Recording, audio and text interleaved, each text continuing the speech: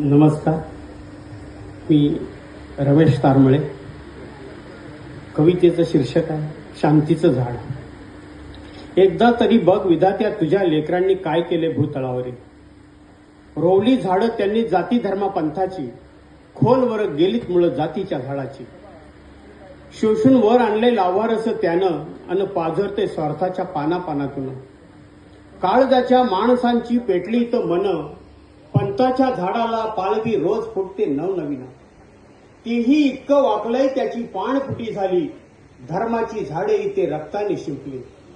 अन पोचली जाता सर्व धर्म समभावाच्या नावाखाली, धर्मनिरपेक्षतेची चादर इथे सहजतेने फाडली.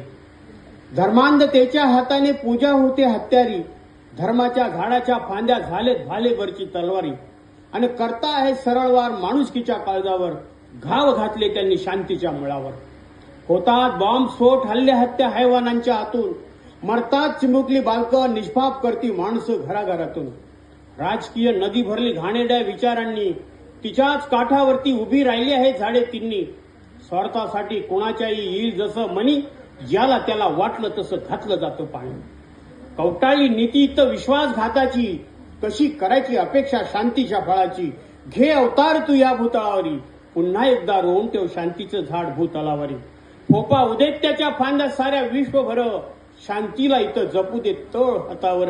आणि तुला वंदन करण्यासाठी जुळू देत आहात साऱ्या विश्वाचे एकाच वेळी माझ्या सकट इथं. धन्यवाद.